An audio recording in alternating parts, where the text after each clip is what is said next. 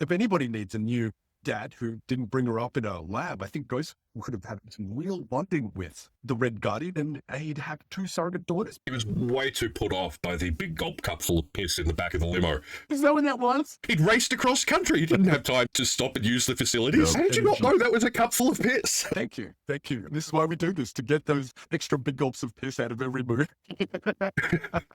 G'day everybody, and today we're going to do the top 5 greatest scenes from Marvel's Thunderbolts, aka the New Avengers. Oh, I'm sorry, spoilers from like my thumbnail, or even Marvel's entire marketing department. I just feel like Marvel is one step away from just uploading the last 20 minutes of the movie to YouTube and just being like, please, go see our movie. Welcome to the panel where we look at the world through the frame of the comic book. My name is Jason Badower. I'm currently drawing Joker Harley Criminal Insanity Volume 2, and I'm also doing some stuff for Peacemaker Season 2, which is pretty cool. Apart from the gaming merch behind me, I drew all the comics, the Blu-rays, and the toy packagings. I also wrote some of it too. And I am joined today by Scott Stuart, Marvel Living Library, who owns every issue of the Avengers and is closing in on full collections of the Fantastic Four and Iron Man. Scott, how you doing, buddy? Looking forward to getting into the nuts and bolts, pun intended. The first greatest scenes from Marvel's Thunderbolts is, for me, the opening. I couldn't help but compare this opening scene of Yelena breaking into the lab with Sam Wilson breaking into the church in Captain America Brave New World. It is both superheroes come down from the air, use their flight devices to distract the people around them and get the upper edge, fight their way through a hallway of people, and then have a confrontation which goes slightly wrong and end up thinking that they've succeeded by the end of the opening scene. I loved the Thunderbolts one. I struggled a bit with Sam and Brave New World one. Do you have any thoughts why? None whatsoever. Nice video. Bye, everybody. I think the key difference between the two scenes is that the scene in Captain America Brave New World was about Sam getting into the church, and the scene in Thunderbolts was about Yelena and her inner state and how she feels as a person rather than the plot. What really got me was the overhead shot where she's going down the hallway.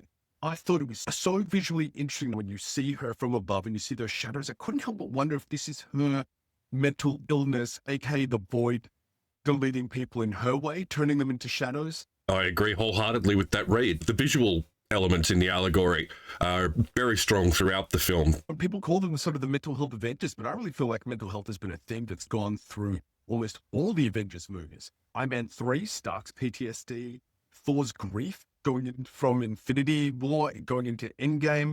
The entire cast of Guardians of the Galaxy. Making characters relatable to the audience was the secret sauce that launched Marvel in the 1960s. It's no surprise that that secret sauce still works in 2020s.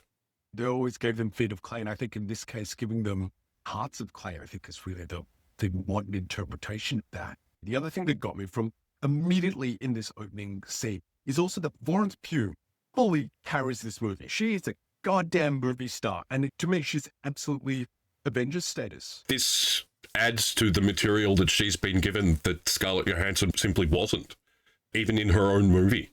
Natasha is more iconic and will remain so, but yes, at this point, she's become a more vivid and realized character than Natasha ever got to be. The second greatest scene from Thunderbolts is what I call the desert chase. Let's talk about the Red Guardian for a little bit. Give me what you got on David Harbour. Well, I've got these photos from when he was younger and in this club, and it's dark, but it's clearly... That's not what you meant, is it? He lives so large and so on his sleeve. It's an emotional, propulsive energy in the way that the plot is working as a narrative propulsive energy. I love his enthusiasm to be a superhero. His genuine enthusiasm to be like, I have these powers, but I've not found the call. I do not have the means to do this. And no point is he winking at the audience. There's no cynicism to it. I don't think his motives are as pure as you want to cast them. In The Black Widow, he was obsessed with the action figure of him and always tells great stories of his glory days past. He's the aging athlete stereotype, but papered over with superhero-ness. I think he's a different character in this movie from the man that we see in Black Widow. In the scene when they all have to face off against the Sentry, he's the first one to step forward and say, no, you're not going to hurt anybody. Of all the people who throws his body in the line to protect that girl, I don't believe that someone that was just there for ego would be saying or doing these things. I think there is a genuine care there where he doesn't want to create new memories. He just has a genuine passion to want to do this. David Harbour, the secret sauce that brings the Thunderbolts together. Big dad energy.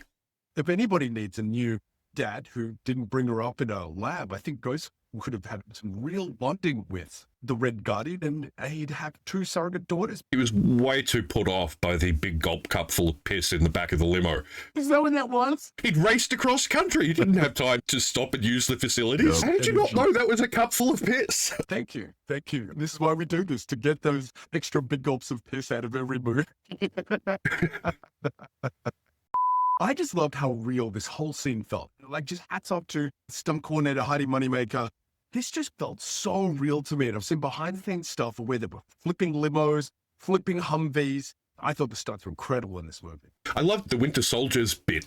Unbelievably cool superhero moment. And Walker's reaction. Oh, as the grenade comes and attaches to the back of the limousine. The whole bit of business was so well executed. Great comedic timing, great action timing. Just another really good bit of filmmaking. My third favorite scene from Thunderbolts is what I call the garage scene, where I think the actors really come to the fore. There is that moment where Bucky turns to US agent John Walker and says to him, well, John, you've made your choices, and you know what you did, and you know why Glory took the kid and left. And the look that he shares with Yelena Belova at that moment, for a Marvel film to create a character moment while the plot is being pushed into the background, is just unbelievable. And one of the things that, in that moment, I felt angry for Yelena. He lied to her. There is a betrayal there. But she rose above that. And watching how she dealt with that, her understanding of his shame, really elevated her for me. I can now look at a superhero and be like, that's how I want to act. I want to be that understanding. I want to be that forgiving. I want to be that insightful in the moment. And that was the moment that Yelena Belova became a superhero for me to admire. It was a really touching moment. She didn't think about herself, and in that moment, she thought about him and understood why he might lie about that. I think the movie was a really good examination on anxieties and doubts that are very relatable to a large number of people in the audience. They're exaggerated and heightened and put in a superhero context, but that's the point of these stories. So we can tell allegories and explore things in a safe way. I mean, comics were the original content warning, trigger warning medium. You never dealt with anything head on. Everything was framed as an analogy, as a metaphor.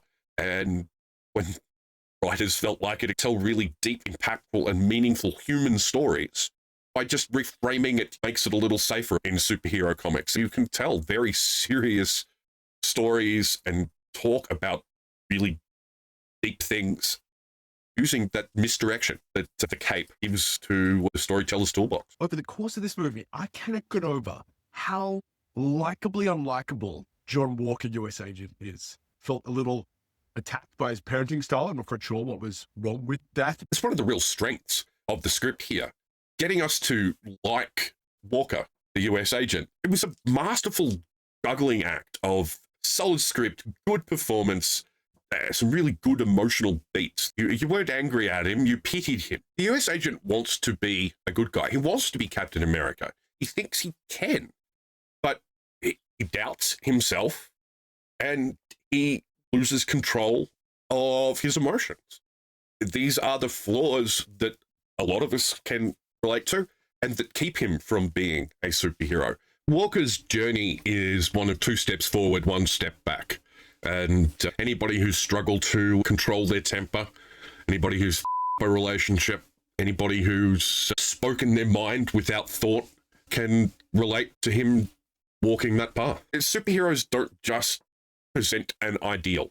They also show us a path to being better. And there aren't a lot of characters that illustrate that as well as John Walker.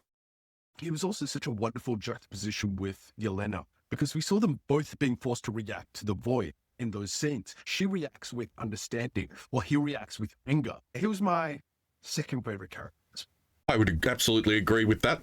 My second favorite character by far. My fourth greatest scene in the movie Thunderbolts is the first time that I cried in this movie, and it's what I call the overpass speech. When Alexei goes up to Yelena and those two talk, just where were you? And I'm just in there thinking, like, there's nothing he can say to redeem not being there for a year.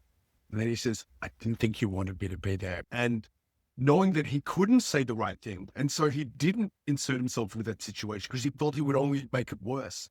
Underneath all the bluster of the Red Guardian, it is a vulnerable, lonely human. And it's his mask-off moment that brings the emotion. Florence Pugh just completely committing to the scene.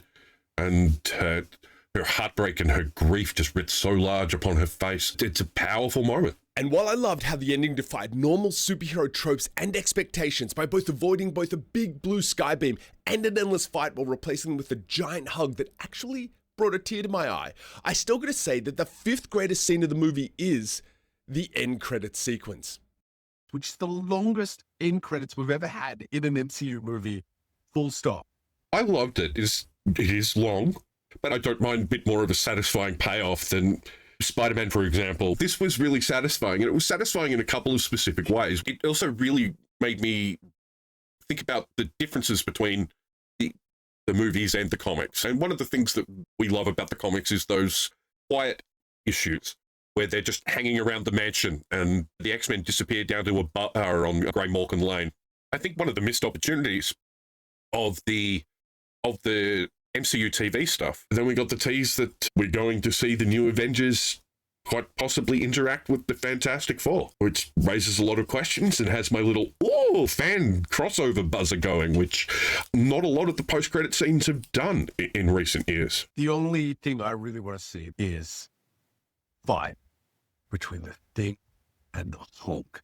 The two of them having a knockdown brawl, the likes of which we only just got the hint of in Avengers 1 with Thor and Hulk on the helicarrier. One of the things that got me about this end credit sequence is Sam Wilson suing them for the name of the Avengers. The grim reality of it, where Sam, you can't even get a loan to fix your boat. You are going to get crushed by DeFontaine and her little amount of money that she can bring to the party. Unless Pepper steps in to help him out, there is no way Sam is going to be called the Avengers. They're going to be the ones rocking those tracksuits. I think we're going to get Avengers versus Avengers at some point. I mean, let's be real. The Thunderbolts are hilariously outmatched if it wasn't for Bob. And that's one of the things that I love about Bob, because in the comics, you didn't know if he was going to create more trouble than he was actually going to solve. One of the things I'm really hoping that the Sentry is going to be the Hulk done right. Having this character that you do not know how he's going to react. The conceit in the comics was that for every person the Sentry saved, the Void would kill a person.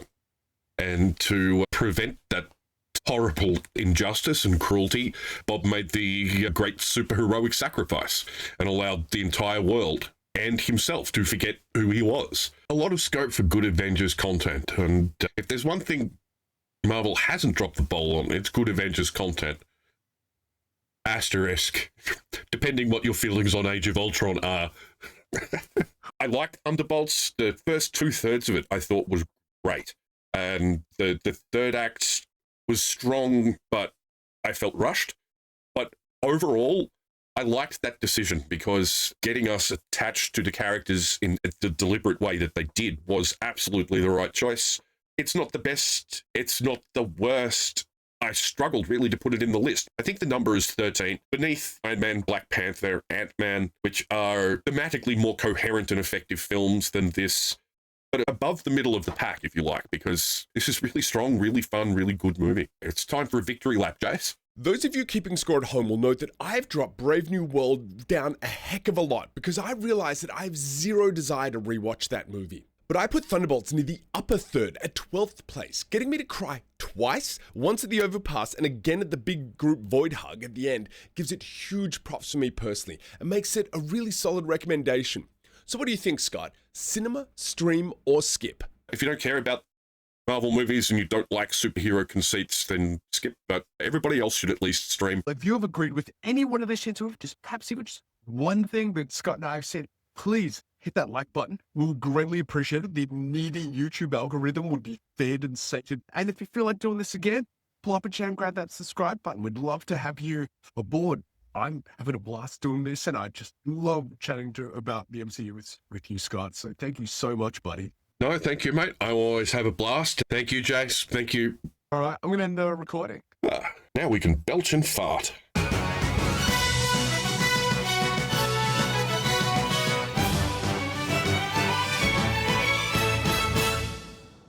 A big gulp of piss is dribbling down your chin, Jace. You're having a bit of a golden shower right now. I dare you to put that without context at the end of the video.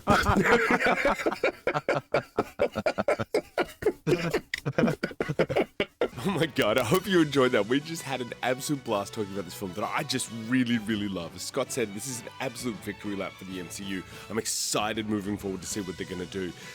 There's a whole bunch of other videos for you to check out. Please, we're just so proud of them. Massive deep dives into Deadpool and Wolverine, as well as a whole bunch of it. The Road to Deadpool and Wolverine, which covers almost all the X-Men movies, all the good ones anyway. Anyway, check them all out. It is so great for you to hang out and stick around right to the end of this video. There's no more end credits. You got the end credits. This is the end of the end credits. I love you. Look after yourself if you can. Look after somebody else. See you soon.